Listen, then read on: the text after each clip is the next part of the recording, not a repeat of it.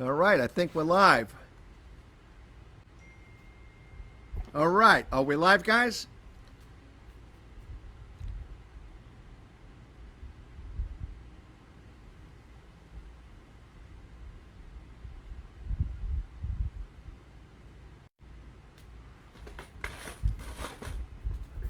Are we live, guys? Here's a question for Yes. the All right, we are live, guys.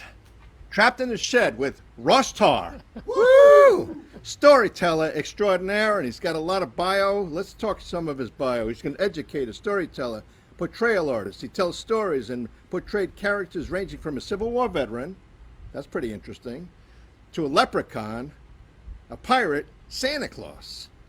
He was a healthcare facilitators administrator, business consultant, taught healthcare facilities administration around to the Chicago area, and founded the Suncoast Storytellers, a nonprofit organization dedicated to preserving the ancient art of spoken storytelling, improving community literacy, and encouraging people to develop an effective public speaking skill by telling tales.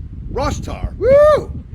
Nice, man. How you doing? Pretty good. What's going on? So how'd you get started teaching, telling stories? Oh, getting started telling stories. Actually, I started out telling stories very early on. I started out telling stories, I was probably about, I don't know, 5, 6 years old. I used to listen to a radio show that was called Big John and Sparky.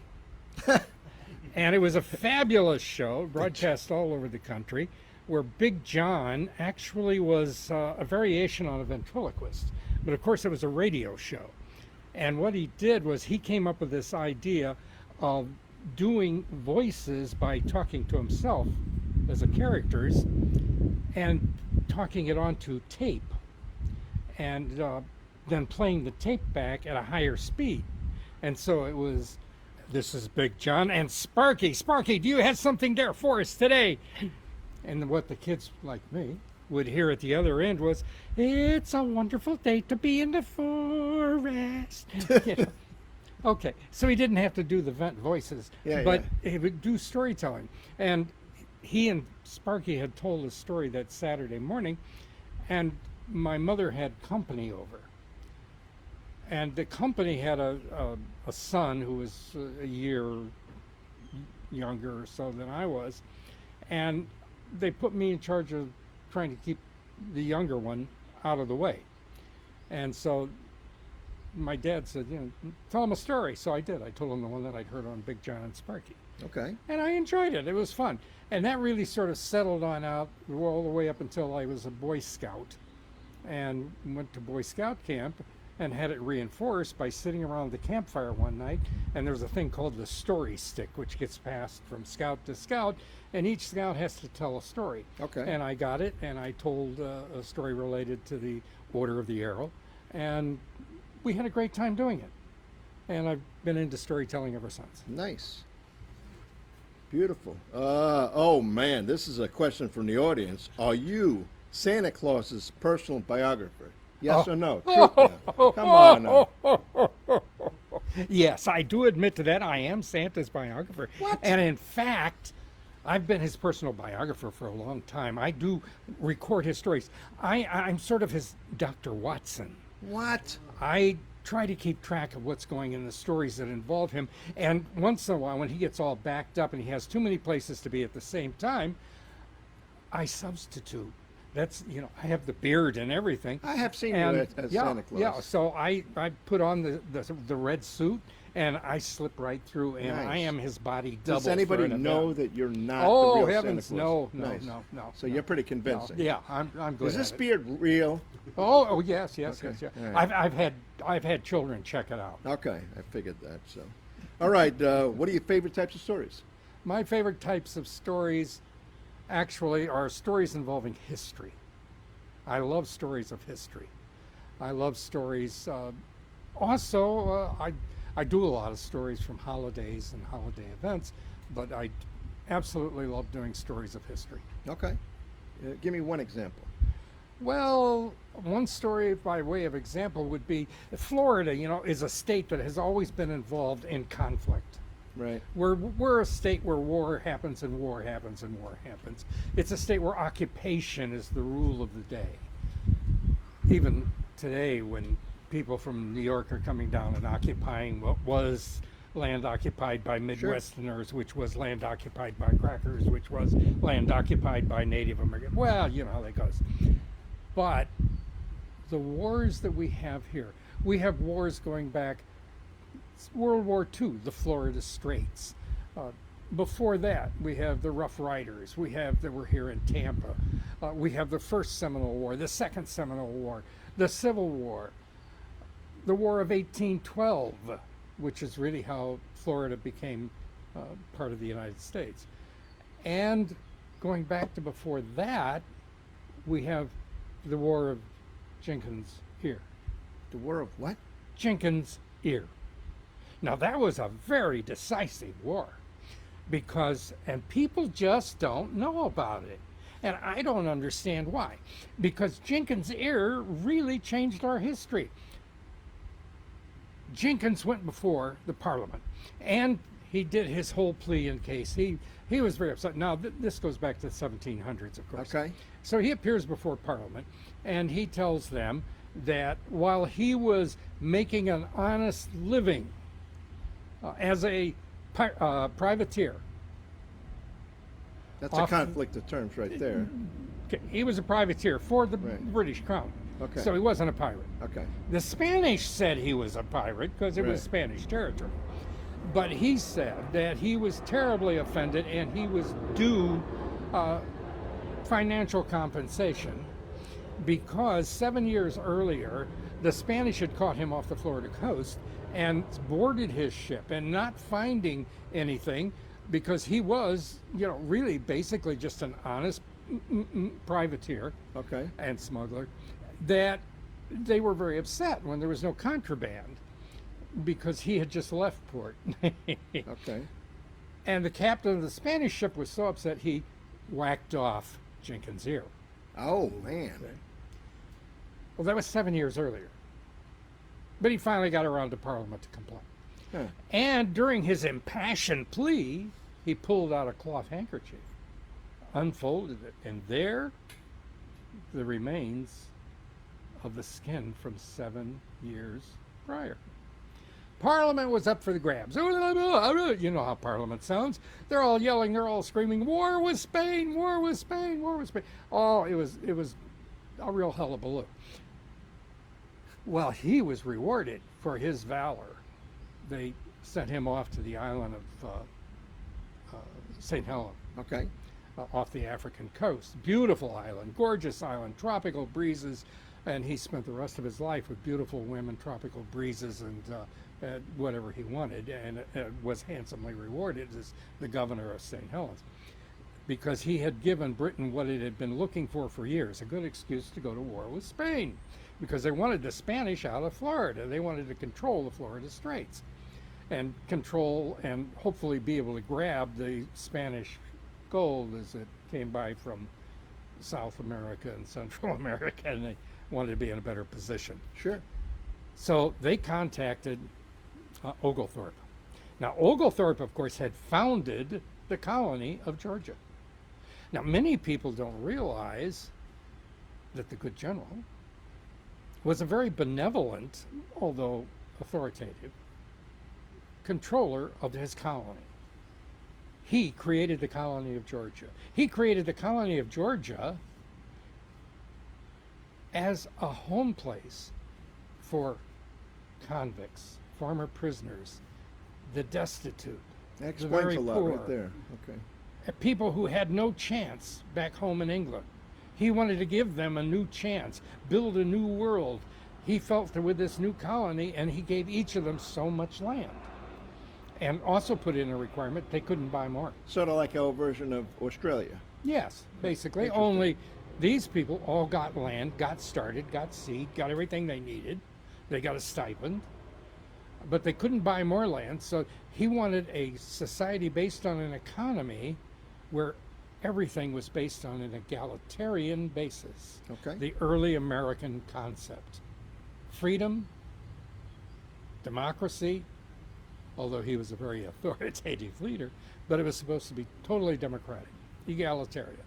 In fact, it was so egalitarian that another great hue and cry he set off in the British Parliament was he admitted a colony of Jews, the first colony other than New Amsterdam in the Americas, to Georgia.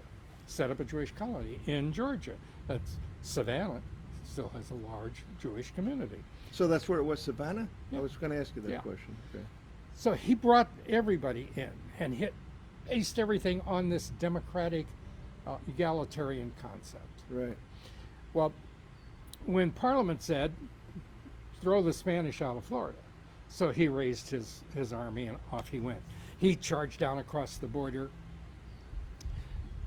They took out one little fort. They took out a town. And then they tried to take St. Augustine.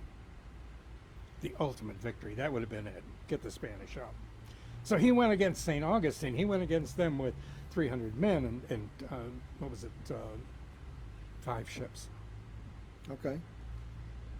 Well, if you understand, and if you've ever been to St. Augustine, you know, they're sitting out there with cannons from the ships, and the cannonballs are bouncing off the fort at St. Augustine. Yeah. And the Spanish are sitting back there, laying back, leaning against the inside of the wall and laughing. Well, they try to siege. North Carolina, South Carolina, one of the New England states were supposed to send reinforcing troops down, British troops, Royal Loyalist troops.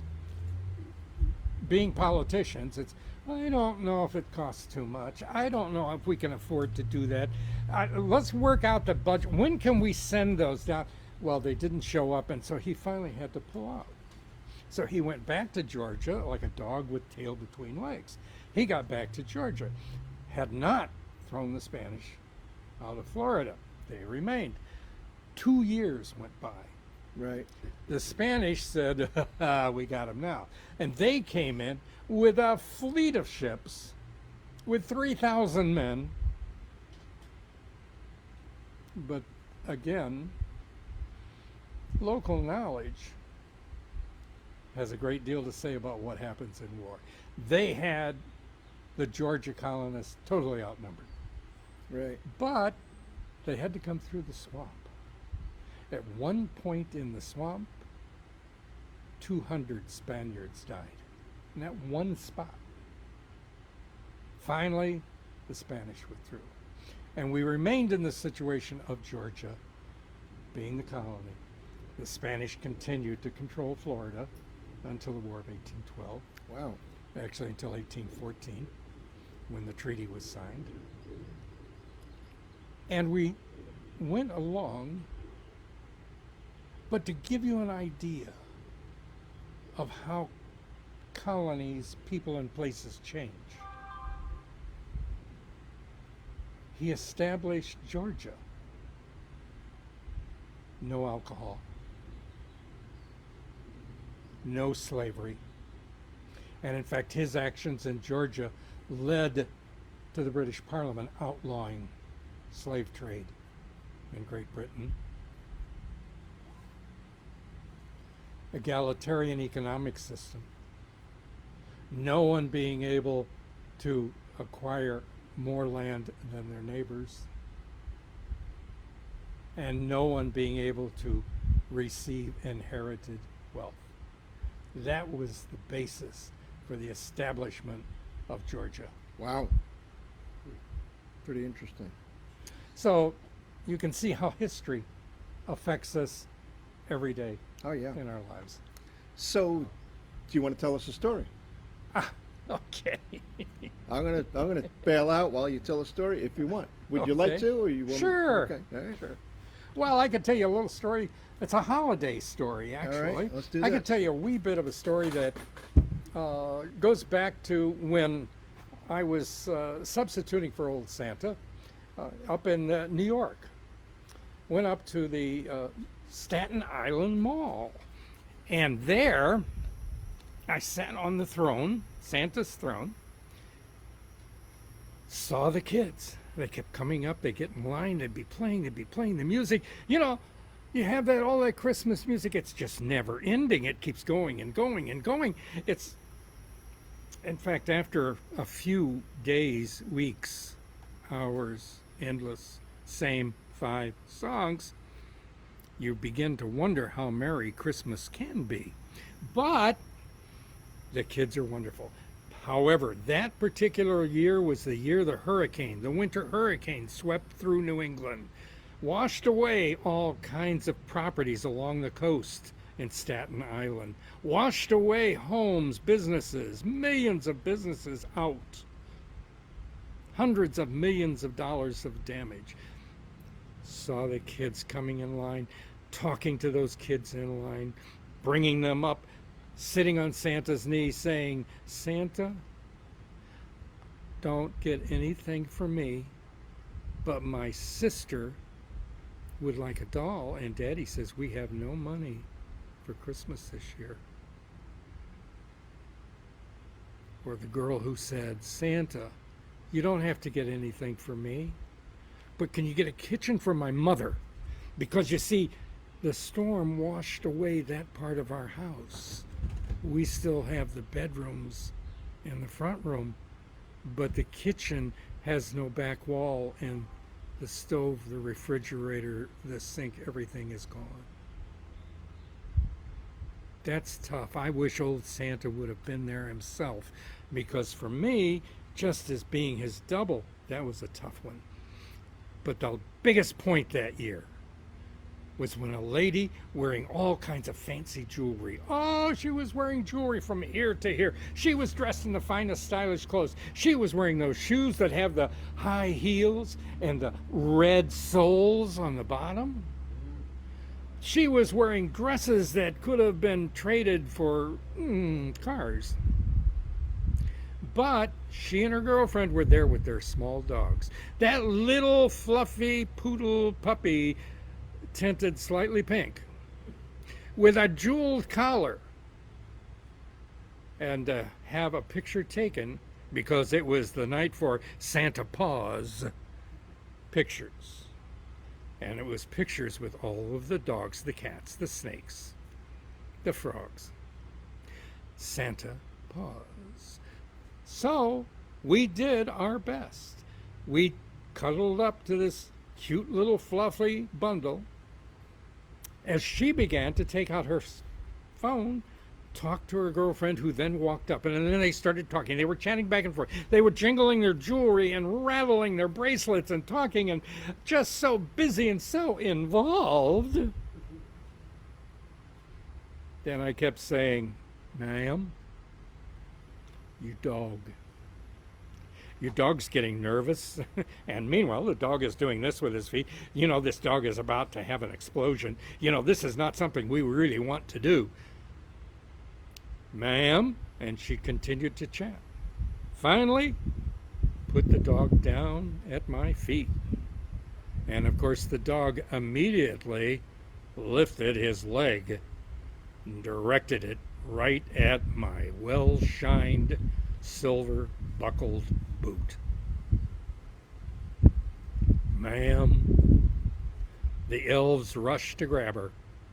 They pulled her over. They mopped up my boot with a towel. And she said, oh, isn't that cute? Took that dog and disappeared into the crowd. So you see, it's not all fun and games being there to help Santa. It's really not quite the same. Woo! Nice. Well, I'll tell you, you tell me entertaining stories. I tell you, you really. So have fun with it. Yeah. So, do you have any role models? Oh my. Well, Mr. Rogers, of course, Okay. was my ultimate role model. Nice. He was, in fact, one of the proctors in my grad degree. So I have a great deal of respect for him. A lot of great memories. He was the guy. He still is for me. I think he is the ultimate authority on how you deal with children. He really is. Yeah, gentle soul. Let me see, what else? Oh, this is a question from the audience again. What were the favorite performances that you remember? Oh, favorite performances. Oh my! Yeah. Well, I have a lot of favorite performances. You know, my dad before me was a clown, wire walker, unicyclist. I had no juggler. idea of any of that. That's Oh fantastic. yeah.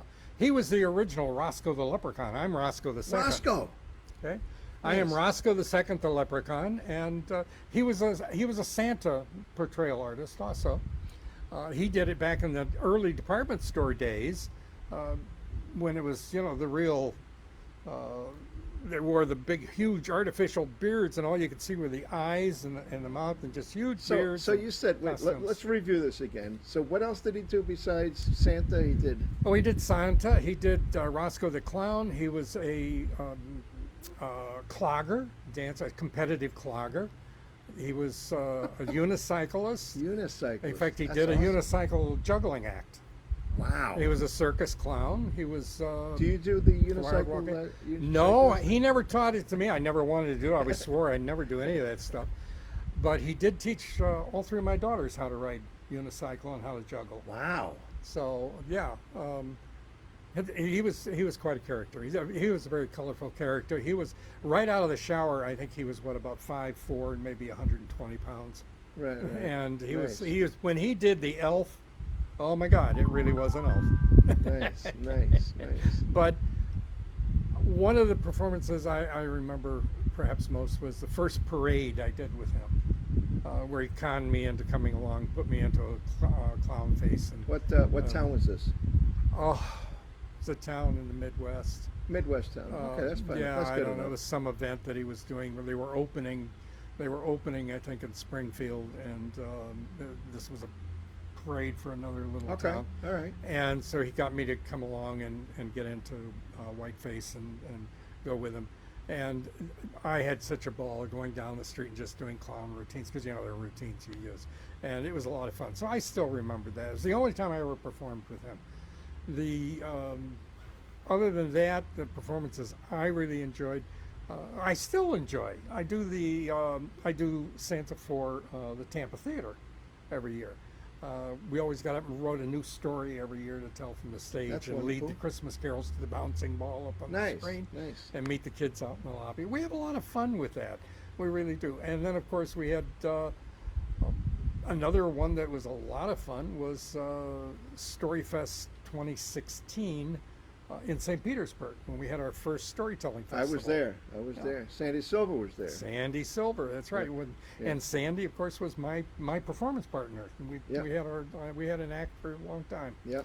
I miss Sandy very much. Sandy. She was the musical and humorous side of the act. And Yeah. boy, when you lose that, you lose a lot. Yep. So we had a lot of fun with it. Look a little bit so that people get to see the lovely view. And other than that, and performances I enjoy are anything where we get a chance to get up on the stage and work with the kids, get them up, get them involved. We have a lot of fun with it. My partner Wanda and I do events together. We've done some Nice. around the state of Florida, and we have a lot of fun doing that. And sometimes we put people into shock with the Wanda stories we Stewart, tell. she's awesome. Yeah. So Yeah, and besides being the best cake baker in the country, I've never sampled that. She doesn't. She's never given me a cake. Really? I'm Oh my shocked God, myself. I'm surprised. I'm like, what's going on here? I am surprised. Yeah, Miss Wanda's quiche and cakes. Nice. So, you got another story? You want to tell another story, or you want to just? You got something? We can tell a story. What topic? Let me see. Give me. How about a leprechaun story or something like A that? leprechaun story. Sure, we can do that. We can be moving on over to a wee leprechaun. Well, there was a young lad who was coming down an old dirt road there in Ireland, and he was really wanting to be on his way. And it was a lovely day, and it was all green, and it smelled so good, because you could smell the very grain all the way around you, and the dust itself has a taste that comes up in your mouth. And as you're going down the road, he's sort of stumbling over a clot of dirt here and there, and he here's a tapping over here in the bushes that run alongside the road, don't you know? And he thinks not a whole lot of it, so he just keeps on going, and then he hears it again. And yeah, that's it. So he turns around. All of a sudden, the idea comes right straight to his head. He remembers those stories about the leprechauns. Oh, the leprechauns! So very quietly, not easy for an Irishman, don't you know? Very quietly, he comes back and he sneaks up on the bushes that are outside of him. He peers through. And there on the other side is a wee leprechaun. He's wearing an apron. He's wearing his boots. He's wearing a funny little hat. And he's tapping on a boot. Now, you know the leprechauns make all of their money that goes into the gold that they put into the ground in those cast iron pots. You know, they make that by making boots. And they make the boots for all the countries that go to war. And so they're never out of business. So they've always got an income coming in. They making the boots. Well, he looks hard and says, I can get him. He reaches through. He grabs the leprechaun. He's got him. He's holding him now. The leprechaun's kicking and screaming. And, sure, don't let me be letting go of me. Don't you know that? You can't be holding me prisoner. And the lad says, I know you've got the gold. And I want your pot of gold. Well, the leprechaun looks back at him and says, you thieves, I've been hit 3 times this week already. I don't have a pot of gold around here. They've taken it all. He thinks about it. Well, I know you can give me a wish. I don't have that either. The last one got all 3 of them. Well, I'm not going to let you go till you lead me to a pot of gold. I know that as a trickster, you're not telling me the truth. Finally, the leprechaun relented. All right, sure, I'll be showing you where it's at. We'll just keep going over here. Keep going to your left, to your left, to your left, down here, out here, into this field where all of the flowers are growing. Right out here to where all of these beautiful flowers are going. Now, it's right here, right at the base of this flower, right here. The one with the very tall stem. You can see it from the other side of the field, don't you know? I don't know. I want to wish instead. Well, make up your mind, lad. Because I don't have a shovel. So I want to wish. All right, I'll give you your wish. Only one. That's all I've got. So the lad starts to think, what is it that I really want? And the leprechaun says, now, lad, consult your God before you do this, because it'll change your life. And so the lad goes, Heavenly Father. And of course, when he stopped looking directly at the leprechaun, the wee elf was gone. Oh, no. So it is with the wee folk. Tricksters that they are. If you take your eye off of them, gone in a flash. And so he walked his own way home through the dust. And nary a penny to his name. Whoa. Wow. You got plenty of stories. How many stories approximately do you know? Hundreds. Wow.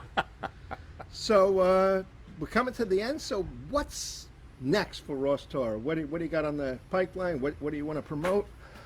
Well, of course, we have a second Saturday storytelling at the factory in St. Petersburg. St. Pete, yeah. And we're continuing to develop that. We've sort of morphed that into now where we're doing 5-minute stories. Nice. With a $25 gift certificate prize each Wow. month. And so we've been having some fun with that. And we're getting ready to open up with our new SIG group within the Suncoast Storytellers, What does that mean? significant interest group. Okay. And the SIG group is for history. And because of the situation here, primarily the situation here in Florida, we're focusing for the rest of this year on Florida history stories. Okay. And we'll be doing that. That's on every night of the month by Zoom and sometimes also live when there's a full moon. Nice. So Nice. it's full moon history SIG. Wow. Pretty Okay. interesting. And then, of course, on the 4th or the last Tuesday, I can't remember which is which. It's only 2 months where there's a difference. I think it's on the 4th. The 4th it is. It's the 4th Tuesday of each month. We have a story swap on Zoom Okay. and a general get caught up storyteller meeting.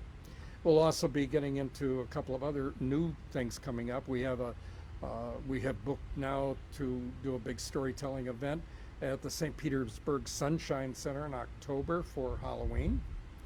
That'll be a really big event with the seniors. I'm not familiar where that is. Where is that? That's in the 500 block. It's 550 Fifth Street. Okay. 5th Street North. Okay. That's what I said. Okay. 5th Street North. Right. And it's very close. It's right across the street from the old Carnegie Library. Okay. And you stand outside, you can actually see the end of Mirror Lake. Okay. Yeah, I'm familiar. And it's close Okay. to City Hall. Right. It's quite a place. It's a phenomenal place. We really enjoy doing things. They have a lovely 145 seat theater there, and we have a lot of fun doing things there. Great. So that's going to be a big event. We have another event. We have our December. We do our annual fundraiser and toy raiser for Christmas Town, Christmas shop, which is the oldest charity in Pinellas County and one of the Wow. oldest in Florida, where we go out and hustle for used toys. That they maintain the toy shop there, the elf shop, year round, with all the elves working hard to restore, repaint, clean up, replace parts. So is it actual elves or is it substitute elves?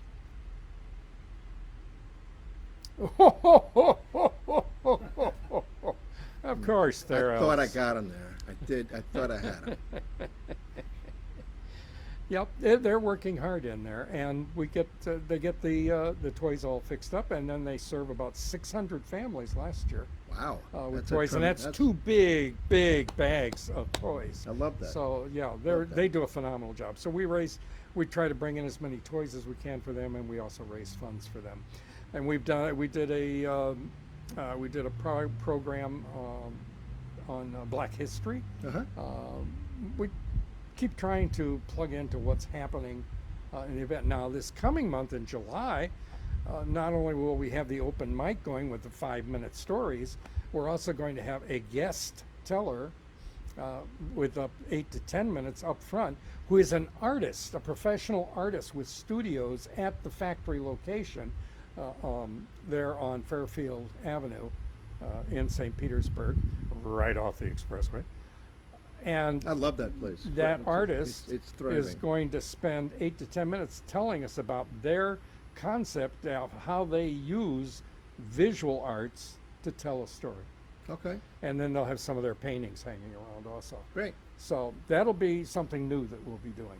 All right. This That's time. that's very interesting. So it's Crossing of different yeah, interests. yeah. I so- think it's something we should have a lot of fun with. Great. And then, of course, we do have the live jazz, and we have a workshop, a half-hour workshop, starting at 4 o'clock on how to tell a story. And then the live jazz, 4:30 to 5, and then 5 till 6:45. We have the 5-minute stories and the guest artists. Great. All right. Anything else? We're ready to go. And thank you very much for Ross Tarr.